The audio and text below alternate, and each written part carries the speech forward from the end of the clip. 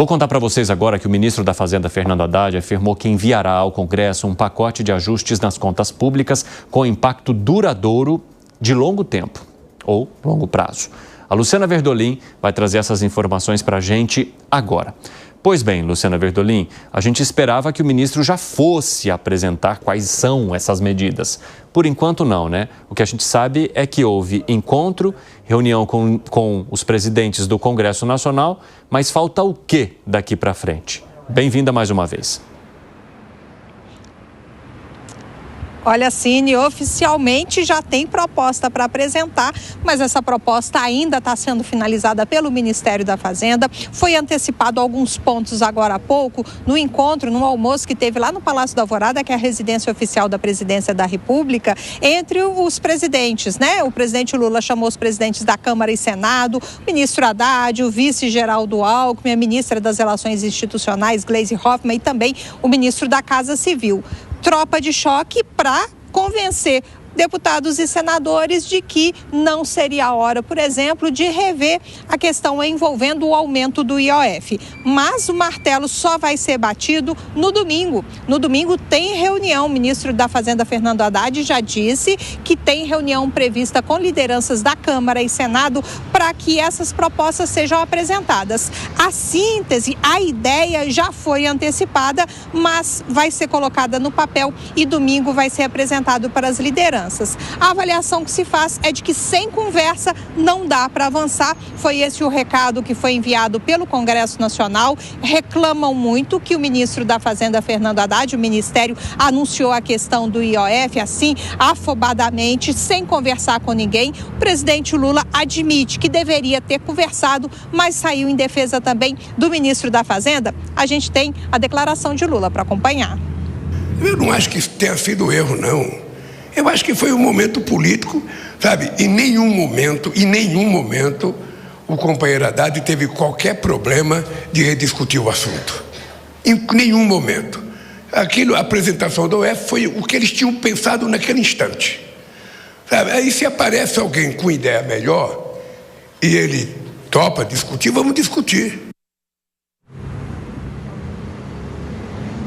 A Câmara deu 10 dias para que o ministro da Fazenda apresente aí a alternativa ao aumento do IOF. Haddad disse que está apresentando até antes desse prazo estipulado pela Câmara dos Deputados. O presidente da Câmara, deputado Hugo Mota, deixou bem claro que há uma insatisfação na casa, mas que essa questão vai ser discutida no domingo. O presidente do Senado, Davi Alcolumbre, admitiu que há sim uma tendência forte de derrubada da medida no Senado Federal, que há muita insatisfação, mas que nesse momento o conflito não ajuda ninguém. Por isso é preciso ampliar o debate. E é isso que governo e Congresso Nacional estão tentando alinhar para ver se consegue aí abafar o mal-estar que foi criado pela medida anunciada pelo Ministério da Fazenda de aumento do IOF, que, segundo o presidente Lula, na verdade, foi uma alternativa encontrada por um fato que o Congresso mesmo criou. Ele reclamou hoje cedo, durante a entrevista aqui no Palácio do Planalto, da questão envolvendo a desoneração, que o Congresso devia ter apontado uma fonte de receita para bancar o custo extra da desoneração da folha do pagamento, o que não foi feito. O governo encontrou uma medida e agora precisa ser rediscutida, mas que foi um problema criado pelo Congresso. E essas trocas de farpas, segundo o presidente Lula, não vão inviabilizar a discussão que vai acontecer no domingo, um dia triste, para os jornalistas para discutir o assunto, mas o encontro previsto é para o domingo. Semana que vem, a ideia é de que já tem uma proposta para ser discutida dentro do Congresso Nacional. Luciana Verdolim, fica a dica, ministro. Tem tantos dias da semana, já quis se adiantar, apresentar, vai me jogar essa bomba nas costas dos jornalistas em pleno domingo, pelo amor de Deus. Valeu, Luciana Verdolim. Um abraço para você. A nossa vida é isso aí. Fica a nossa reclamação aqui, tá? O Ministério da Fazenda e as outras autoridades. Mas enfim, Quando a gente quer saber alguma coisa e fazer apuração, a gente toca no telefone das autoridades no domingo, no sábado, Verdade. De manhã, de madrugada. Então, é natural que eles queiram se vingar da gente nesse momento. Ô, Gustavo Segré, como é que você avalia a fala do presidente da República? Dá a impressão de que a emenda ficou pior que o soneto? Muito pior. Além do mais, o que tem a ver a desoneração? É um tema pacificado. Na época, o Congresso aprovou, o governo vetou, o Congresso vetou, retirou o veto. O governo foi lá, bateu na porta do STF, o ministro Cristiano Zanin revogou, dizendo que era inconstitucional só a partir do ano que vem, obrigou a uma negociação, foram esticados os prazos, a negociação foi fechada, é um tema pacificado. Já está dentro do orçamento, não tem absolutamente nada a ver. Mas eu gostaria de explicar rapidamente dois conceitos importantes. Quando o governo fala de contingenciamento, ele está guardando, tira da despesa, mas se melhorar a arrecadação, ele pode colocar de novo. Quando ele coloca bloqueio, aí já tirou do orçamento, não está mais. E aí eu puxei, o governo para esse ano 2025 tem 222 bilhões de reais que pode gastar, está dentro do orçamento feito. 50,4 bilhões são emendas parlamentares, ninguém dos congressistas quer mexer nesse queixo. 60 bilhões é o piso da saúde e educação, que é o que tantas vezes falamos, sobretudo o Alan empurra esse conceito de se isso continuar assim, isso vai aumentando, porque aumenta a função da arrecadação. Aí fez um recurso congelado de 24,2 bilhões sobre o restante. E possível contingenciamento, 15 bilhões a mais. Por que está falando isso? Porque se o governo não conseguir mostrar que vai continuar arrecadando, pode entrar uma pane geral do governo, ou seja, pode parar o governo. E isso não estamos falando de 2027 como era previsível. Não, é agora. Então, agora vai substituir, o ministro Haddad está falando em calibrar, não sei que pneu ele quer calibrar. É diminuir despesa, ponto. Qualquer coisa que queira ser colocada para maquiagem pode ser colocado para o cognitivo militante que acredita no que escuta. Mas se não tiver um equilíbrio das contas diminuindo o gasto público, isso não vai funcionar. E o IOF está. E aí, se continuar, vai ser derrubado. Se derrubar, o governo pode perder ou ter que contingenciar 74 bilhões e não tem de onde tirar esse dinheiro. Fala, Fábio Piperno, quero saber de você também como é que você avalia essa fala do presidente Lula, de que não houve um erro, que naquele momento político foi interessante apresentar a medida do IOF, mas que ao ouvir outras pessoas, depois se chegou ao entendimento que seria necessário mudar. Não seria o contrário, né? O ideal, então, ouvir, avaliar e depois anunciar quando se chega a um consenso? Então, muito claro de que eles não tomaram o caminho mais seguro e, aliás, que seria o melhor caminho, que é o de não onerar ainda mais o IOF. E também me parece bastante óbvio que o que vai ser anunciado nesses próximos dias, aliás, o ministro Haddad, eu vou assistir parte da entrevista do ministro Haddad e dos presidentes das duas casas. Um clima extremamente amistoso, pareciam os melhores amigos, aqueles três que saem da aula toda noite para tomar uma e tal, né? Um chamando o Alcolumbre, chamando o Hugo Mota e vice-versa de meu irmão e tal, não sei o quê. E aí o ministro Haddad dizendo, não, olha, eles deram para nós 10 dias aí para apresentar uma solução e apresentamos para eles hoje uma solução em menos de metade do prazo e tal, estamos até, enfim, adiantados em relação a isso. Mas o que está ficando cada vez mais claro é que o que vai ser de fato anunciado para o país nos próximos dias é uma tentativa de cortes dos benefícios fiscais. Além do que é possível também alguma medida para mexer nos super salários. Aí o que isso significa? Significa que a bola vai para o Congresso e o Congresso que se resolva com os seus lobbies. Então, é óbvio que o governo, ele parte de um problema sério, que é a questão do IOF, muito mal debatida e muito mal entregue, não só para o Congresso, mas sobretudo para a sociedade, que é quem teria que pagar essa conta, mas, na verdade, ele ficaria feliz da vida se o Congresso assumisse a responsabilidade de mexer nos benefícios fiscais. Verdade. Eu queria te ouvir sobre a maneira como os presidentes do Senado e da Câmara demonstraram hoje o afeto ao governo federal e ao ministro da Fazenda naquela coletiva pouco antes aqui do 3 em 1.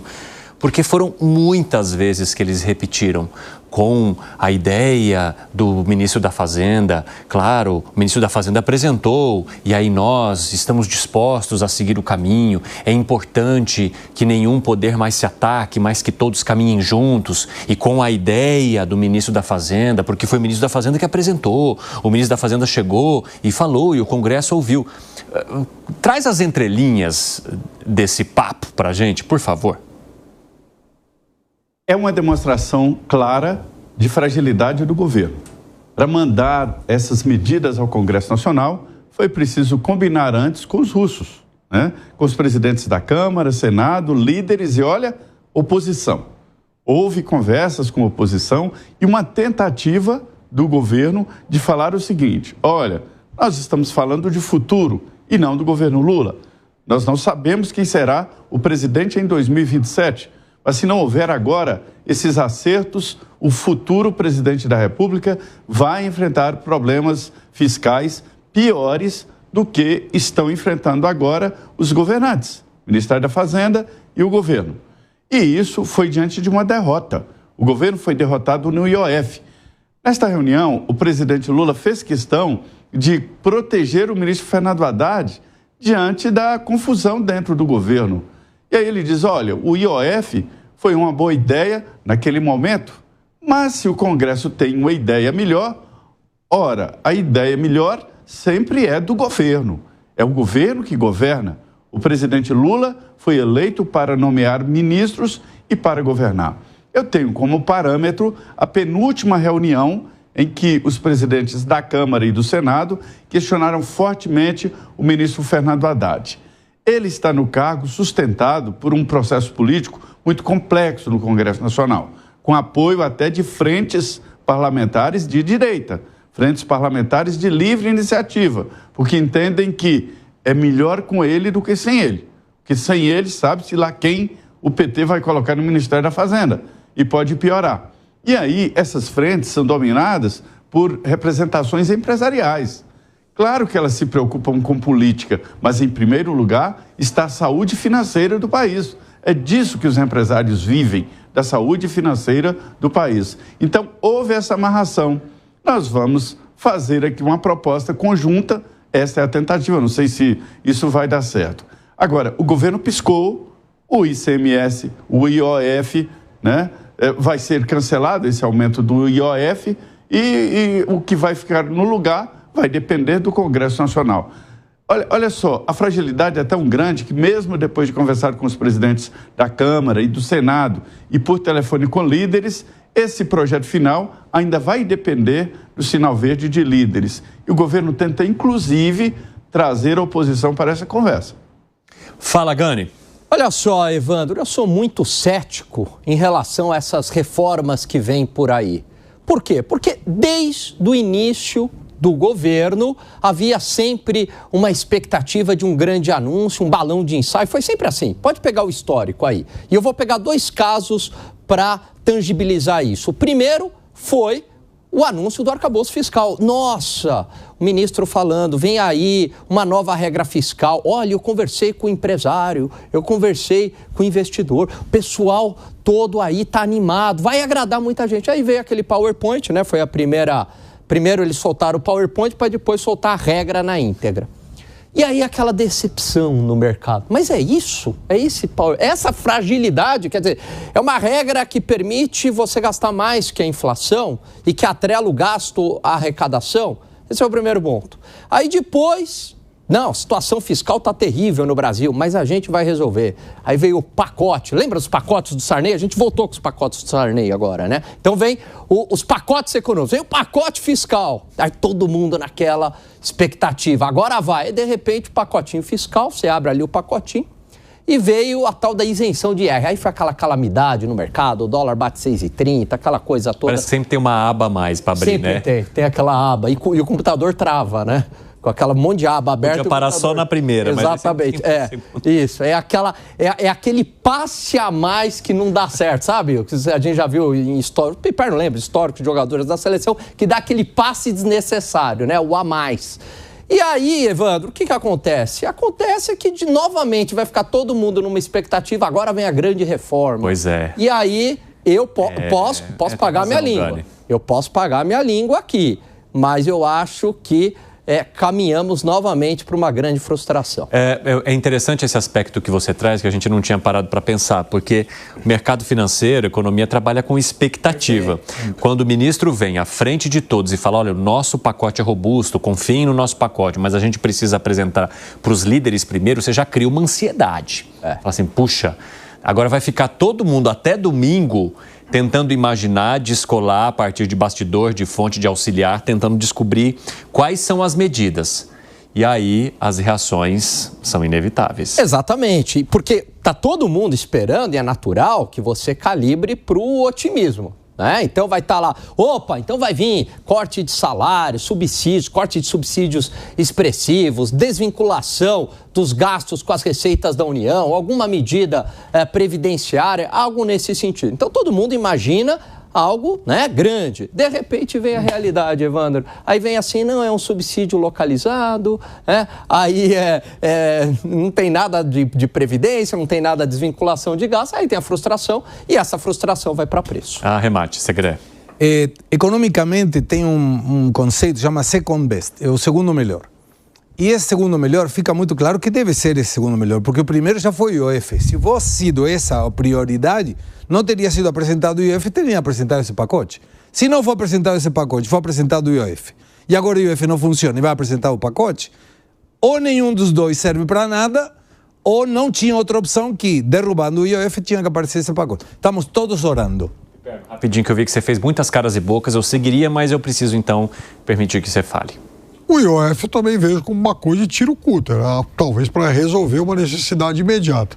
Os outros cortes, as outras medidas, não, são realmente medidas com um fôlego maior. Eu discordo do Alan quando ele insinua, por exemplo, que poderia vir uma medida de alguma reforma previdenciária. Não acredito nisso. Pois eu acho porque que vão calibrar, mas eu não acho que vem nada, infelizmente. Em momento algum, as autoridades do governo insinuaram que viria alguma coisa nesse sentido. Eu acho que eu entendi diferente de você, porque o que entendi que ele falou nós podemos esperar medidas robustas, mas nada que se assemelhe à questão previdenciária, alguma reforma administrativa muito grande. Eu acho que foi isso que você quis dizer, perfeito. Eu imagino algum corte de subsídios e mexida na questão dos supersalários. Ponto. Não imagino nada além disso. O Zé Maria Trindade me mandou um zap dizendo uma frase aqui. Claro, meu amigo, diga. Isso aí é o famoso segredo de polichinelo, né? Ninguém guarda um segredo desse nem em 2 horas. Ainda bem que eu deixei ele falar. Sempre vale a pena.